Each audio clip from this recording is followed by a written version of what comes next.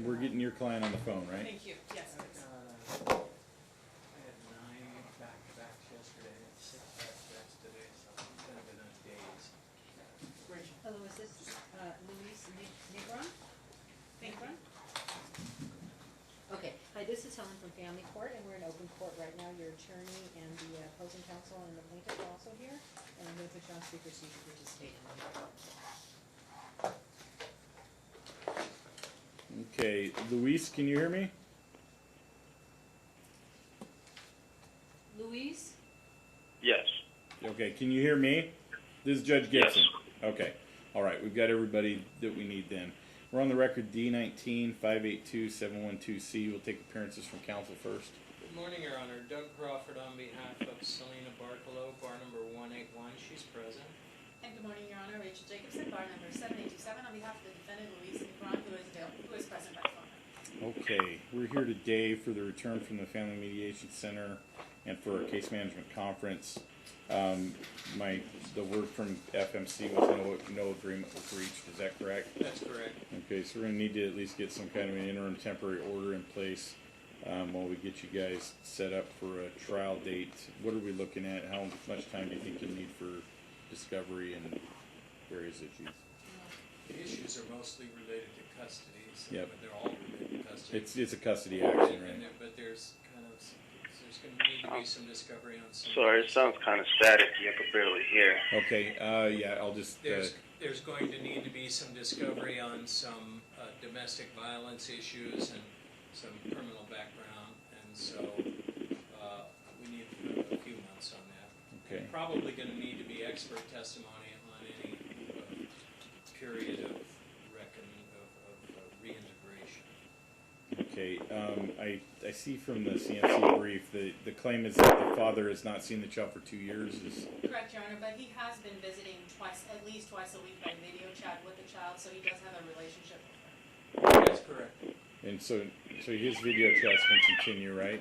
Yes. No issue We would there. ask for a time adjustment on that. He's been calling at 10 o'clock his time, 7 p.m. our time, but the child's only 3. We would ask that time be adjusted. I can't hear anything. Okay, sorry about that. That's going to be an electronics issue. I think this mic works the best in the courtroom. I've had them out here. Oh, okay. The request that's being made is to allow you to continue with the video chat, but to adjust the timing a little bit. The 10 p.m. your time, 7 p.m. Our local time is being said to be a little hard on the child. You're wanting earlier? Is that 5 p.m. with a 15-minute window of opportunity, and if he doesn't call between 5 p.m. and 5:15 p.m., we'd ask that phone contact be waived. What days do you Your want? Honor, obviously that is not my request. Right. What days would you like the phone contact to occur? 2 days a week. What days? Saturday and Sunday, that seems to work best. Saturday and Sunday. okay? Knowing what their request is, counsel, do you have a response to that? Yes, Your Honor. Your Honor, there is no reason the child should not be allowed physical visitation with the father. In fact, there's no reason, from our perspective, as provided in the papers filed and the exhibits attached to the papers, that the child should not be allowed to be primarily in the father's care temporarily until this matter is heard on the merits. At this juncture, if the court is hesitant to make such an order regarding custody, we at least request physical visitation. There is nothing to suggest or prove, or even suggest rather, that this father is not a safe parent. This case came before the court initially on a guardianship petition from the grandmother. This is really what the case is all about. This is grandmother seeking custody of a child who was removed from her father's care in Pennsylvania approximately 2 years ago. There is nothing in the papers, no report, no proof, no substantive allegation that tells this court to be careful with this father. This is a father that has a 7-year-old in his care. It's a father who has gotten his life together. If the court looks at moving papers, the court will see the guardianship petition states only that the father doesn't have the work schedule is the concern, and that is true at the time that was, but the dad has modified his work schedule so he can have the child in his care, at least visitation, Your Honor, which has been denied to him throughout the process of this case and before. So there is no reason, again, Your Honor, that this dad should not, and the child should not be allowed to see each other. Really, the request is temporary primary to dad because mom has been arrested on 2 occasions at least following an order to stay out of trouble. The child, by admission of mom, by the moving papers of mom, has been in grandmother's care. And there's no reason the court should not apply the preferences and the presumptions that the child should be with her parent, with her dad, who is available and who has made his house available and ready for the child. And the guardianship papers clearly show that was the only concern. Thank you, Your Honor. Yes, that was established at the guardianship. Okay. Yep. I'm a little taken aback by that explanation. This is a case that can be fairly characterized as tumultuous, horrendously, psychologically, and physically abusive. When the parties met and when my client became pregnant, she was 16 years old, the defendant was 23 years old. They never spent more than a 3-day period together under the same roof. The only time they spent together for 3 days was when the child was born. Any times that they got together every couple of weeks were characterized by horrendous psychological manipulation, and we'll produce abundant evidence to show that, followed by physical abuse, including very sophisticated physical abuse techniques that were designed to not leave marks. He would take his elbow and dig it into her thigh muscle. He would squeeze her hands together and crush them. He would do repeated motions in the same place to cause additional pain but not leave any marks. And he did this continuously. He had her under such physical control. And some of this abuse occurred in the presence of the infant child. And this makes him unsuitable to be a parent, pursuant to the statute and pursuant to his conduct. So we're asking that no physical contact occur. He hasn't seen the child physically for 2 years. No physical contact occur absent a reintegration period under the supervision of a trained psychiatrist or psychologist, that he begin that process. We would think that that would take about 6 months. Mom is not trying to completely close him out of the child's life. She will foster a relationship so long as she is guaranteed that there will be no physical or mental abuse of her, so long as it guarantees that no abuse will occur in the presence of this infant child who does not even know this man. So let's enter an order today, a temporary order, that sets up a reintegration period at Dad's expense. Mom is employed as a supervisor at McDonald's. She's what's called a crew member. Her work schedule is Wednesdays through Sundays, 5 p.m. to 2 a.m. So She's going to need to update her FDF. yeah, That's she's completely gonna. different. We'll do that, Your Honor. But the bottom line is, this man's a stranger to this child. As long as he does the right things, as long as he does the reintegration and follows the recommendation of the counselor, and if he needs some additional classes or whatever with respect to the physical abuse, then we're okay. But he's got to work to that point. No physical contact now. Continue with the video contact, and let's work towards this at a status check down. Are there any arrests, convictions, Zero, Your reports to any authority that would have Zero. recorded The only any of the filing- history that's alleged here? Zero, Your Honor. The only filing is the guardianship, which tells you the only concern with Dad is his work schedule, which he has remedied. That's the first thing I asked her. I said, Judge Gibson is going to look down the bench, and he's going to look you in the eye and say, why didn't you call the police? And my client had a difficult time answering that. The best explanation she could give me was that she was 16 years old, and she didn't even understand that this was not normal.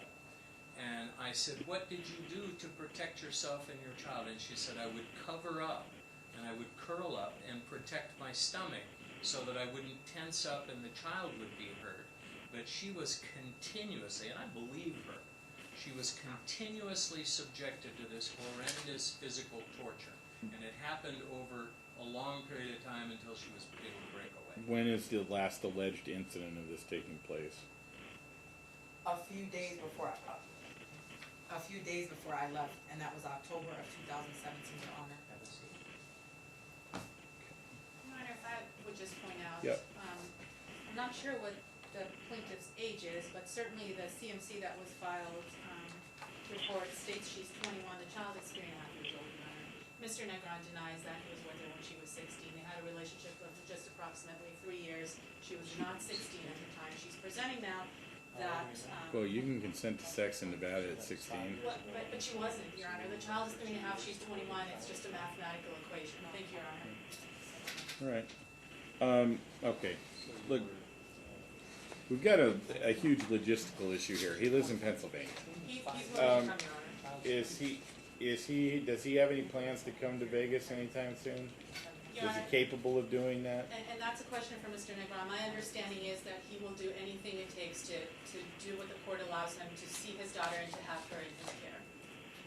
Well, any kind of reintroduction physically or anything is going to have to take place at some point. I would expect, at least for the first part, for it to be there to be someone the child knows or is comfortable around to help with that kind of transition. Overseen by some professional. We're talking some serious expense there at this point. I don't have direct evidence in front of me yet I've got serious allegations. I haven't taken any evidence on it. What I am inclined to do, it's expensive to come across the country. If with 30 days notice, Dad's going to be in town for a number of days, I'm perfectly fine with setting up an in-person visit with him. If we can determine if there's a local person that Mom is comfortable with who could be present for the first bit of that. I don't know if he okay with her. That's her mom, so. right? Yeah, I think so. This is Mom's mom, and I think he's okay with it. Okay, would he be comfortable in her company at least to get to spend some physical time with his child for a little bit? My understanding is that they had a good relationship. Okay. So I'm not sure what the position is now that the action. I'll let you guys talk about that because I don't expect him to fly out here tomorrow. With respect to currently the Skype, is it Skype that's being utilized or Facebook Messenger? That's a fairly reliable and free way to do it. 2 days a week is not going to integrate him back into the child's life. I see accommodating the child's age and maybe doing it a little earlier in the evening. So what I need to know from Luis is, would you mind making those face-to-face communications a little bit earlier in the evening your time? Right now you're doing it at 10. Are you capable of doing that at 8 p.m. your time? 8 p.m. Yeah. It depends if I'm done work around that time. Well, what I need to know is, when do you get out of work? It varies. It varies. Okay. Do you have any idea ahead of time what your work schedule is going to be like, say, for the coming 2 weeks? It depends. Okay. What if I moved it up just an hour right now to 9 o'clock your time, 6 p.m. local time here? Could you make that? Okay, that sounds fair. Okay, so we're going to just tweak the time just a little bit. Now, right now, you have been doing that on Saturdays and Sundays? Yes, also I have done Fridays also. Okay, so what I'm going to do is give you the opportunity each week on Friday, Saturday, and Sunday to make the cut, reach out and make the contact. I'll give you a 20-minute window from 6 p.m. to 6:20 p.m. local time. That's 9 to 9:20 your time to seek the connection on Facebook. The child is, coming up on 4, so can converse, right? Yes. There's no real need for Mom to have to be present for that or anything like that. You just point the camera at the kid and let Dad talk to the child. Okay? And that'll be every week. You can have those 3 contacts. I'm also going to give you the ability with adequate notice to set up in-person visits in Las Vegas if you want to come out while this action is pending and visit the child. The maternal grandmother has volunteered here in court to potentially supervise the initial contacts there and help coordinate some in-person time with your child so that you can start integrating into being in your physical presence. I don't intend that to be, long term, if the visits are going good, and I don't have any reason to worry about you fleeing or anything, we can talk about, how those visits will go. Do you know how soon you could possibly come out for a visit? I can try, but it's going to be very difficult. Okay. Well, utilize your Skype time, your social media time right now. When we get to the point that you can come out, what I need you to first do is let council meet and confer about it. Let your council know when you can get here. What I'd like to see is if he's going to be here for a couple of days in a row, perhaps that first day, perhaps that first day meeting up with grandma and the child, and having lunch or a play date type of thing for a few hours, see how the child's reacting. Council can be kept in the loop. If there's no major issue, then he can just go ahead and enjoy overnights while he's here for that planned period. If you feel like maybe the first day ought to be a meetup and then the next day start transitioning to a longer time, I'll let you guys see if you can work that out yourselves first. If you can't, you can certainly contact my department, get an order shortening time or something to come down and talk to me. But I think council are perfectly capable of doing that, okay? That'll be during the pendency. Is 90 days of discovery enough, or do you need more than that? That's sufficient for me, Your Honor. Sufficient. Okay, so 90 more days from today, we'll get you a calendar call at that point, geared towards shooting for a trial date for you if needed, all right? So let's go out. We could do August 20th for a calendar call at 11 a.m. August 20th, 11 a.m. for a calendar call That works. for a trial date of... Okay, and the trial date would be, are you guys okay with September the 3rd? It's the day after Labor Day, it's a Tuesday, at 1:30. Okay. Is that okay? No, No. let's bump it a little bit further. Okay, we can have to move I can either give you a half day with an afternoon setting starting at 1:30. Do you think it'll need more than half a day? I do not believe we need more than half. About a half a day should. Okay.